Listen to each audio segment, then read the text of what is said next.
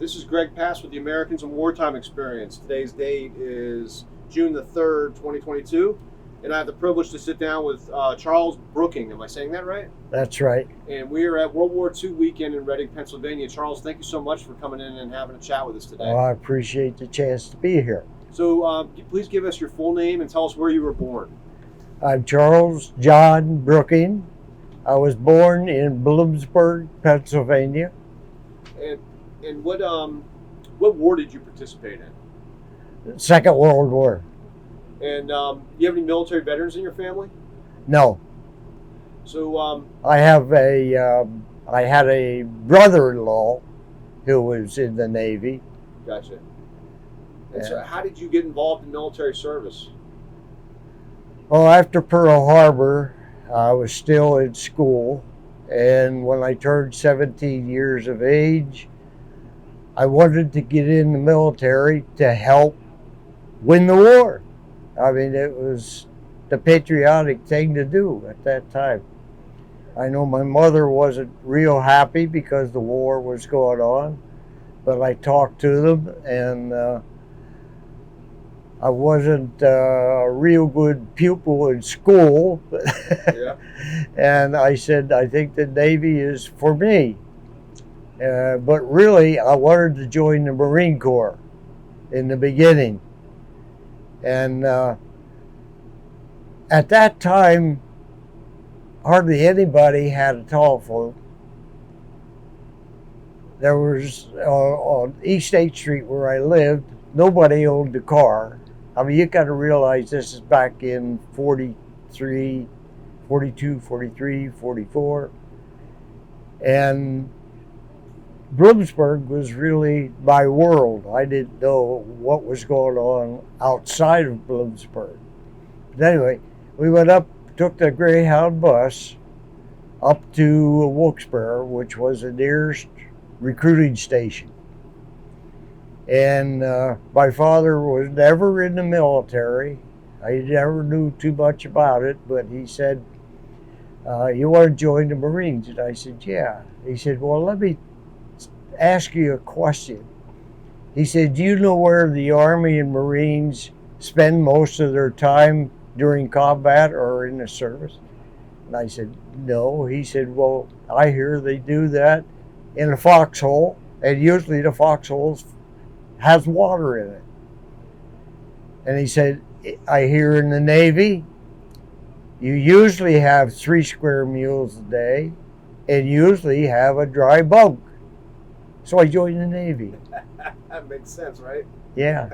Now I went to Sampson, New York, which was the Navy training base at that time. And while I was in the base on training, they asked me, what type of ship do you want to serve on? I said, a small ship. I had never, ever seen a Navy ship of any kind. And so they put me in, took me over, I was in Callahan's Country Club, as we called it, C Unit. And they sent me over to G Unit with 120 other recruits. And they run us through a bunch of tests over there and everything. And out of the 121, 21 of us were accepted into PT boat training.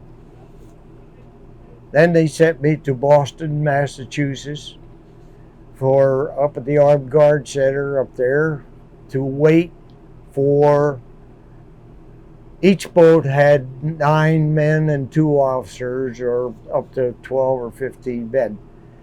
And I waited there until all my crew was there. And then they sent me to Brooklyn, New York, where we picked up our PT boat. So you trained with the guys you were going to serve with? Okay, I'm jumping way ahead of myself there. From the Armed Guard Center, they sent us to Melville, Rhode Island, which was the PT boat training center at that time. And when we got there, that's the first I ever saw a PT boat. And I looked at that, it was 80 foot well, it was 77 foot, the one they had right there. And I looked at that thing and I said, what have I gotten myself in for? I mean, those things are not much bigger than my fishing boat. And but after a while, they said they put us through training of all the firearms that are used on the PT boat, and they sent us out into the bay on a PT boat for training and everything. And I applied for a gunner's mate position. But the gunner's mate had to know how to take each gun apart, grease it up, clean it up, and put it all back together. And there was the 37 millimeter on the bow, the 20 millimeter on the bow. We had 4 torpedoes in tubes at that time. And we had a 40 millimeter anti-aircraft gun on the stern. Besides that, and then later we adapted rockets. We had 8 rockets on each side. We had 16 rockets. Plus we had 4 depth charges, smokescreen generator, and we learned how to operate and release the torpedoes in case we were called to that position. My position was on the right-hand turret of twin 50 caliber machine guns.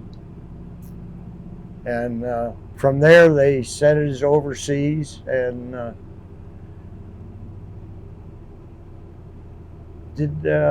sent us a whole lot of places. Do you remember the boat number? The ship number? 223. That would be Ron or Squadron 16. So, keeping in mind that a lot of people watching this video, they might not know what a PT boat is. Can you explain? You talk a little bit about the armament and the length. Okay. What's the mission of the PT boat, and Yeah. how does the PT boat fit within the naval armament? All right. They were made by 3 companies, Higgins, Huckins, and Elko. I was lucky enough to serve on the Elko boats, which Elko built more boats than the other 2 companies. And the Higgins boat was more famous for the landing boats. But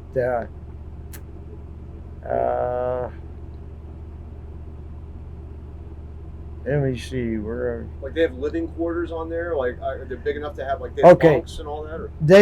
PT boats were born upside down. Then there would lay 6-inch planks of mahogany plywood on the hull. Then they would put a coat of glue on, and then they would put a coat of canvas, and that was ironed in place. Then they would put a second coat of mahogany plywood. So you wound up with a 3/4 inch sidewall. And then the boat was turned over and the deck was put on, and the everything else that was necessary for pilot house. Where you steered the boat was outside. That was all put in. The engines were put in. The guns were put on. And then they would take them out for a trial run. And if everything was okay, they would turn them over to the Navy, and then we would accept our boat. So where was your first assignment? When you went through school, you were off in the Pacific? Yeah, but first assignment was down to Miami, Florida, and there we did additional training. Then we were put on a bigger boat, sent through the Panama Canal, and sent overseas from there. What was that like going through the Panama Canal? Boring. But anyway, once they got the PT boats overseas, they would lower them back in the water, and then you would take control of your PT boat, and then you would be sent to wherever you were needed, to different parts of the Pacific, because there was probably about 40 different bases. Well, they weren't actually bases; they were just places where you could pull in, we built docks, and Sometimes we lived ashore, and most times we lived right on the boat. And So I had like a galley in there you know, for cooking, or peanut butter jelly sandwiches. It was a small galley. You could make coffee in there and cold sandwiches. But other than hot meals, we never got a hot meal until you either could pull into a base someplace where they had facilities to make you a hot meal, or we would tie up with one of the motherships that handled PT boats, and then we could get a hot meal there. And to refuel the boats, now the boats had 3 Packard engines, 1,250 plus supercharged engines, Packards. And we carried 3,000 gallons of aviation fuel. And overseas, the way you refueled the boat was in a 50 out of a 55-gallon drum. So a lot of times you had to hand crank the pump to get the gas, and it took a lot of time to refuel. The natives helped out a lot to refuel the boats if we could stop them from smoking. That's a bad thing. Yeah. We had 1 or 2 boats that did catch fire because of, I don't know whether it was sparks or static or cigarette smoke, but and usually it went well. And you'd have a race as you got closer to your base, wherever you were pulled into your mothership or whatever, to whoever got there first to get the fuel. Because if you didn't, you had to wait in line until the boats ahead of you got fuel up, and then you could get in place to get your fuel. So where did you end up in the Pacific? Down in around Guadalcanal, the Marianas, then eventually up towards the Philippines. And now I wasn't on the PT boats that took MacArthur off of Corregidor. I wasn't on those 4 boats. But the PT took MacArthur, his 5-year-old son and his wife, and then the maid that took care of the boy, and the Philippine personnel that they deemed necessary to the war to get them out of there, plus admirals, or not admirals, but generals and sergeants, the ones that they deemed they needed to continue with the war, to help with the war. And they were going to bring a submarine in, but the channel there is so narrow and shallow that MacArthur took a ride on a PT boat, and he decided that was the way they were going to leave Corregidor. So it was a 550-mile trip down to Mindanao, and there he was flown into Australia, where he was put in command of returning to the Philippines. So what year was it that you got to the Pacific? It was in late 44. Late 44? So at that time, how old were you? 18? 19? I was still 17. Oh, okay. At that time. And so what's that like, being a 17-year-old kid?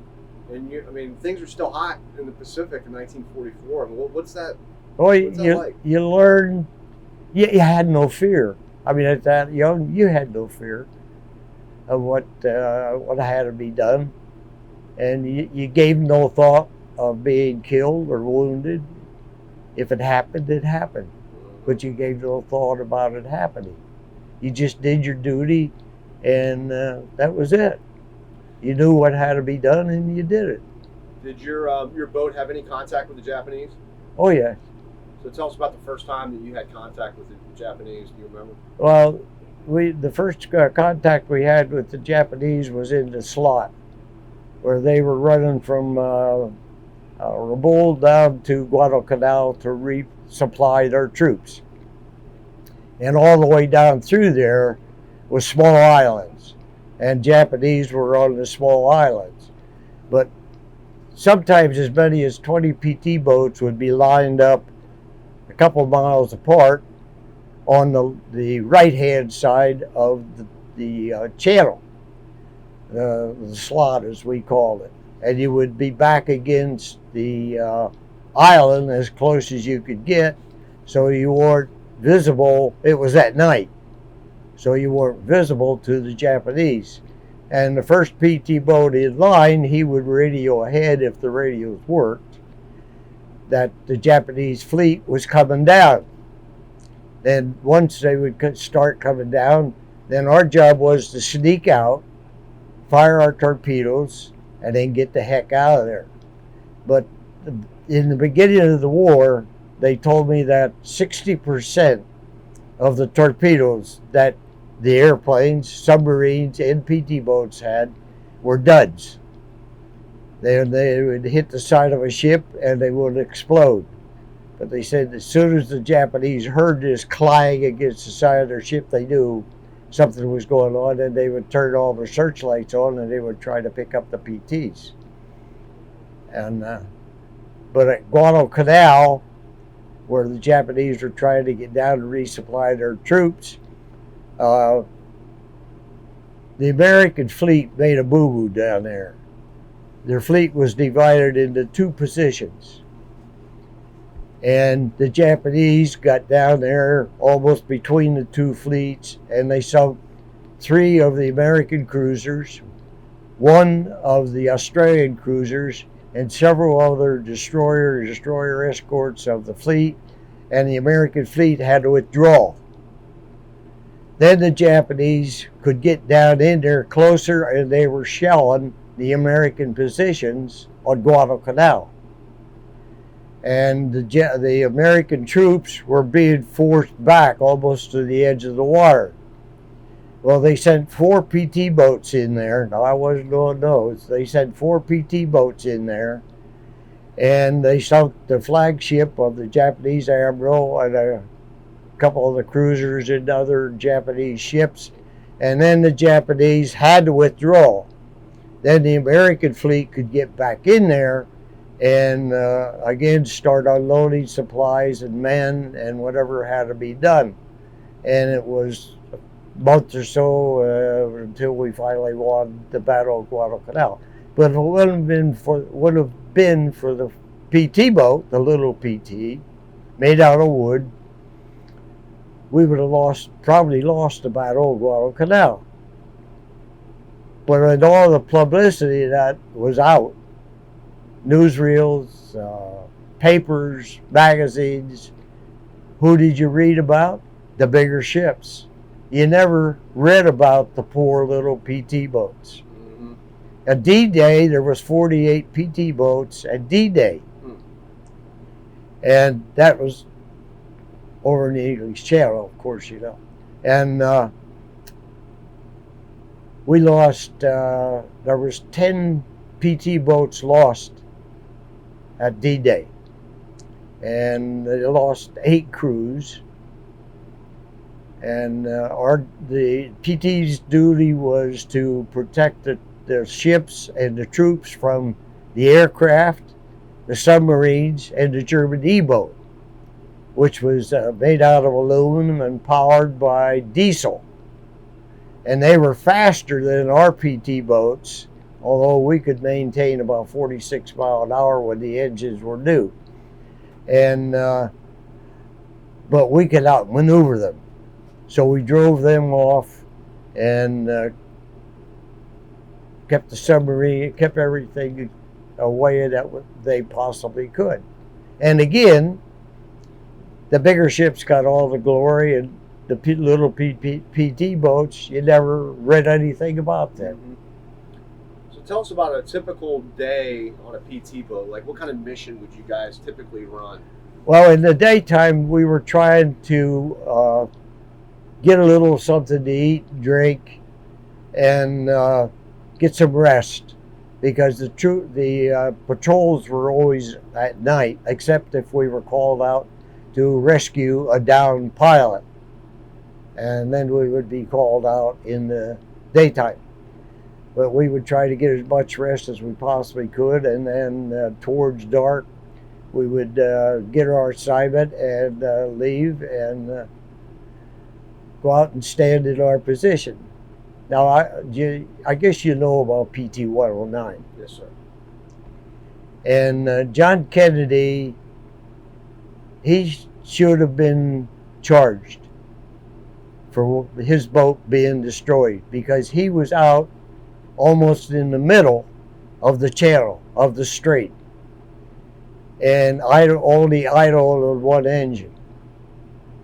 And when the PT boat, or when the destroyer cut the PT boat in half, I mean, you know the rest of the story, where they went to an island and swam to another one, and then they were picked up by the coast watcher after the natives took a coconut that he had etched a note on to the Australian coast watcher, and then they got Kennedy out, and then they came back with PT boats and picked up the rest of the crew. But he was never processed or charged with anything, because his father was a diplomat for the United States, and so he was never. But of course, he did become president, the 35th president of the United States, and he was a good president. And it was a hard day, the day that we lost him. But on a wooden boat, against the huge Japanese boat fleet, they called us mosquito boats, nickname, because we were a thorn in the side of the Japanese. They were afraid of us because of our torpedoes. And each boat carried 4 torpedoes. And later in the war, when I got in there, they had got rid of the tubes because they were heavy and they had to be cranked out. And they adapted with racks. There was 2 racks with a torpedo laying across it and the cable holding them in place.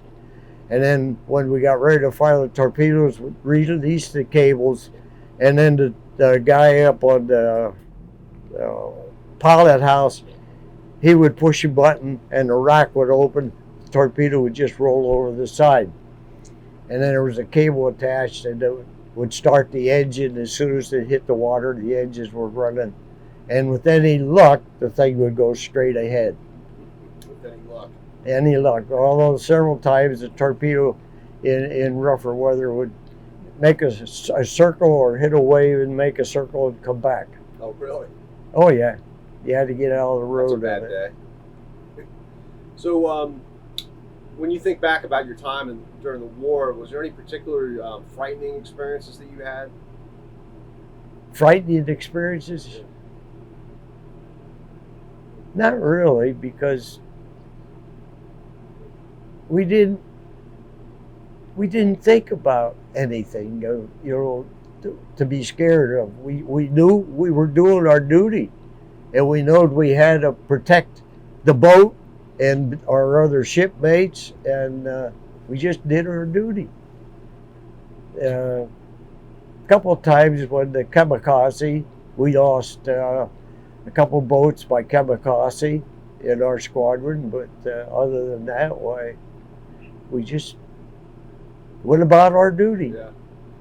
Let's talk a little bit about your living conditions. So you said that you would sometimes pull into like a base or something. Yeah. Sometimes you dock up with a larger ship. Yeah. And that way we could get off the PT boat, and if we got into a place where there was a base, there was about, I think, 19 bases in that area, in the Philippine and total area there. And if you were lucky enough to get there, usually there wasn't any place you could really sleep except on your boat. But several times there would be a place where you could get some rest. You mentioned when you're on the PT boat, the food wasn't that good, but when you were docked with another ship, were you guys eating pretty good? Yeah. Oh, yeah. Yeah. It was really, really good, because our galley was so small that peanut butter and jelly or cold, we we couldn't keep anything, as far as preserving it. Now we had bananas and oranges and apples if we were lucky enough, but bananas were there was banana boats, and if we were lucky enough to run into a banana boat, we would get a whole stalk of bananas and wrap a raincoat around them and hang them up in the point of the boat, right across from where the John was. Yeah. And that was about the only fruit that we could get. What about communicating with your family? Were you able to communicate with your family at all when you were No. getting letters at all, like email or No. anything like that? No, I don't remember any time that I wrote a letter. I wrote letters, but you could put them on one of the motherships and hope that they were in contact with somebody that could forward the mail. But my mother and father never received any mail from me until I got back into Miami. I was brought back into Miami because before the war ended, and it was getting close to the end, they had a bunch of PT boats that they were going to send in to Tokyo Bay. Before anybody else got in there, we were to race around and shoot everything up and cause a lot of confusion before the troops would land, before the bigger ships would get in there. But thank God they dropped the atom bombs and we didn't have to go over there. So you're in the Pacific all the way to the end of the war in 45? Pardon? You were in the Pacific until the end of the war? No, I was in Miami, Florida. I had come back to work with the other squadron down there,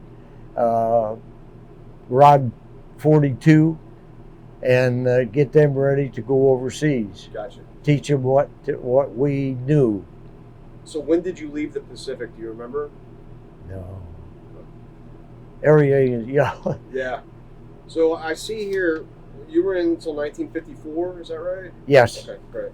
I was in two years active duty. Okay. And 8 years of reserve time. Gotcha. So let's talk about the end of the war. Do you remember where you were and how you felt when you heard the war was over? I personally, the group I was with, we had no real feelings except that we knew that we wouldn't have to be going overseas again. Mm-hmm. And it was a happy time. But Miami at that time was only a small place. And now you wouldn't recognize it back when I was there. So after the war, what did you do? Okay. After the war, they took 121 PT boats, took all the armament and motors out and everything useful, and into Solomon Islands, they put them all together, burned them. Really? Because they're only made out of plywood. What were they going to do with them to bring them back here?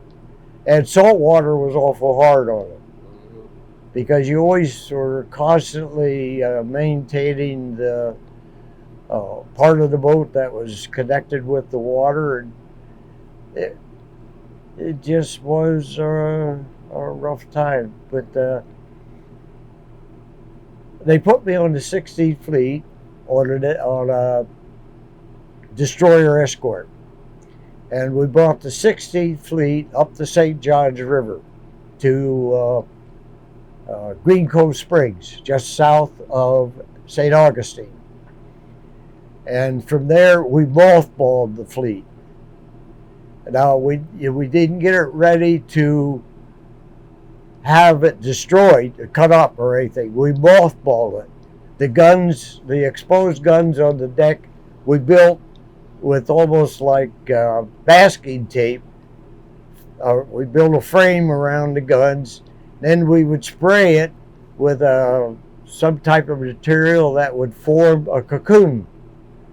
And then we had a window cut in that with a humidity meter to check on the humidity where that gun was. And they had three ships. They would go stern here, then the next one would go back, and then the next day it tied three ships up together. And our job was to get all three ships mothballed and get ready to have them just later. But then the Korean War came along, and they took the 16th Fleet back out of there again to use it in the Korean War. We had a chip paint, sand, anything that had to be done to get rid of the rust, and then repaint whatever had to be done. And grease the guns up good before we cocooned them, and just get the 16th Fleet, because they didn't have any use for it, and there were so many sailors being discharged and sent home that they didn't have crews for it. But then when the Korean War came along, well, they got crews back in there and brought them back out. So let me ask a couple questions. Yeah. So you have grandkids by chance? Do you have grandchildren? I have 3 grandchildren, 2 granddaughters, and a grandson. Very good. And the one granddaughter right now lives in San Diego. Mm-hmm. She did live in Honolulu, where I got this shirt. I like that shirt. And she's in forensic science. Oh, cool. She went to school in Connecticut after leaving Bloomsburg, and then she went to the George Washington University in Washington, D.C., where she was the head of the crime lab there. And she sent out resumes when her boyfriend, who was a nuclear fission, was on the nuclear sub Texas. And he was sent to Honolulu. So she wanted to be over there with him. So she sent out resumes and was accepted over there in the crime lab with forensic science. And in fact, she was put in charge of an office over there. And then he was transferred to San Diego. And so she sent out more resumes, and she picked up a job with the sheriff's department in San Diego. And now, with her experience and everything that she has, they put her in charge of an office and to check out crime scenes, and somebody come in drunk, they had to do testing with them, or drugs, or whatever has to be done. And that's where she is now. So that leads into the question: is we're going to send you a copy of this videotape. Yeah. And your grandchildren, and she'll have kids, and your great grandkids might stumble upon the video 100 years from now. Yeah. What would you want them to know about your service to your country? That I was just proud to serve, because we were at war, and it's like we go to schools and talk to students. Last week we were to schools, and the week before we were to schools, and we told them that we were determined we were going to win this war. That if we hadn't won the war, that they could be taught right now German or Japanese. And then probably the Germans and Japanese would have been fighting. But they would, if they would have won the war, there'd have been massacres here in this country. There would have been. So we tell them to, be proud that they're Americans and that we won the war. And right now, things don't look good. And I'm hoping that they can solve their differences so that our grandchildren and stuff don't have to. Because if it ends up being a third world war, it's going to be bitter. It's going to be terrible, worse than the Second World War. So here we are at World War II weekend, celebrating men and women like you. There's a lot of kids out here, young, like teenagers. If one of those teenagers came up to you and started talking with you and said, "Hey, I'm thinking about joining the military. What advice would you give me to be successful in the military? What advice would you give to them?" I've had several do that, believe it. And I tell them, no matter what they tell you to do it with a smile. If they tell you you got to clean the head, say yes, sir, and do it with a smile. If you give them grief, they're going to give grief right back to you. But service isn't that bad of a thing if you keep your nose clean and do what has to be done. Good advice in life overall. Pardon? Good advice, not just for the military, but in life overall, right? Yeah, right. Yep. We had, in boot camp, we had guys that couldn't get along. They always caused trouble, and they were in trouble all the time. They would wind up in the brig or wind up getting all the crappy details. And my parents always taught me the right thing to do.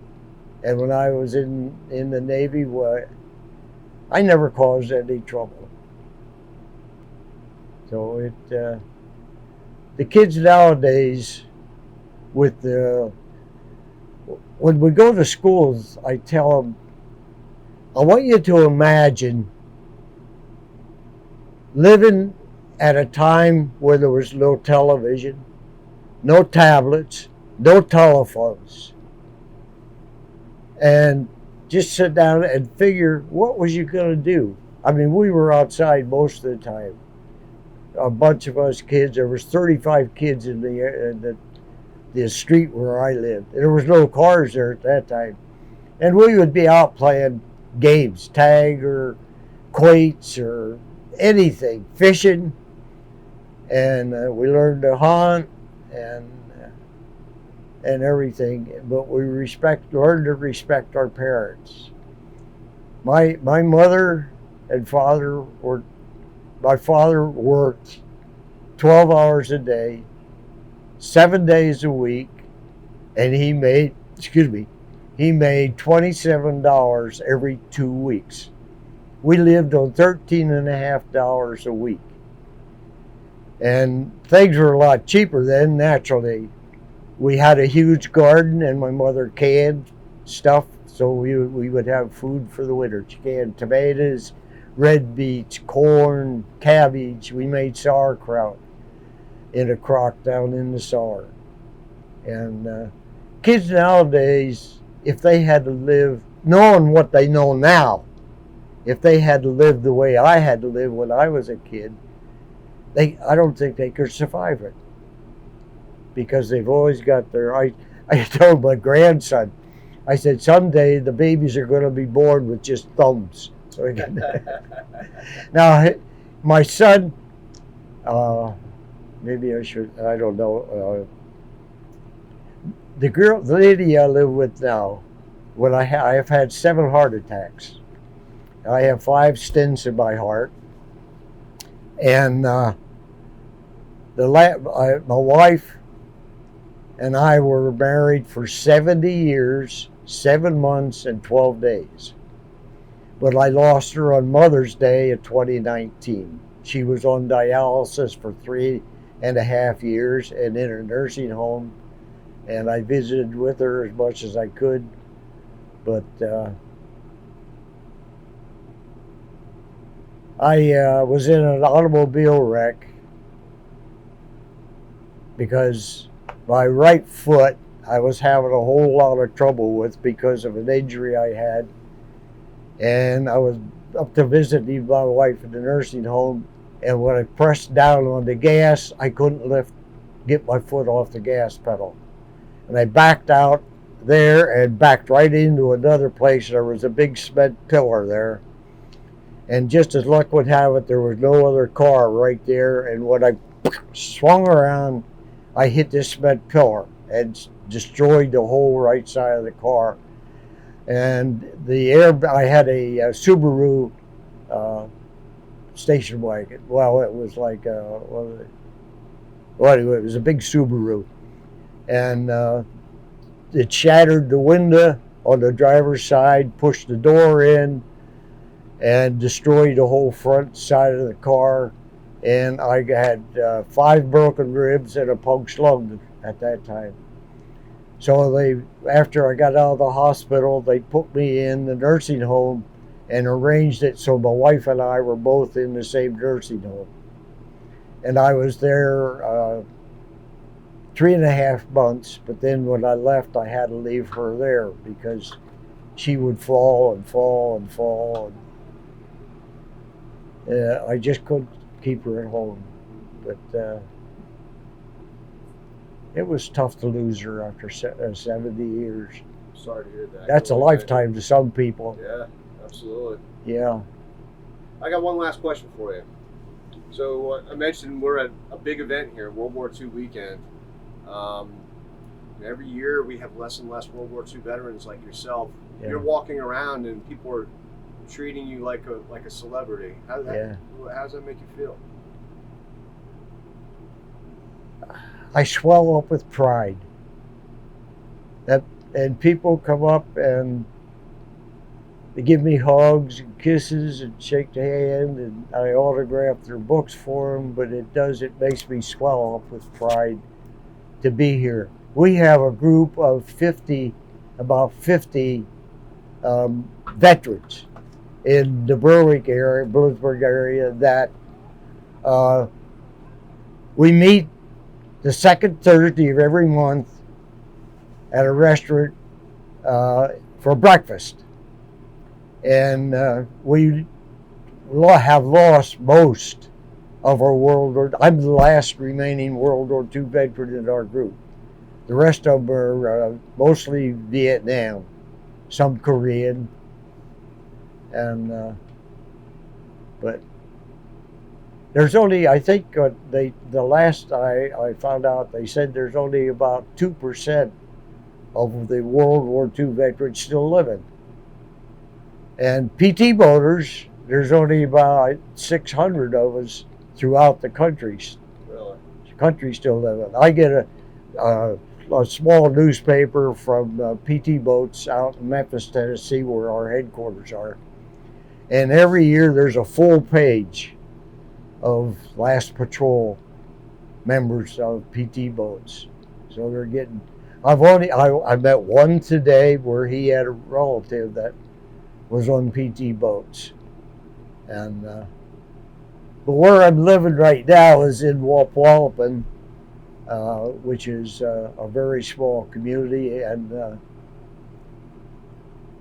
after I had my last heart attack, I couldn't find out I couldn't handle the things that had to be done living alone. Mm-hmm. So my son, I'm living right now with my son's first wife. Because my son, we all get together real good. And my son and Chris got together and they decided that the best thing I could do was to move in because she had room for me. And so that's where I am now. I'm with Chris, my son's first wife.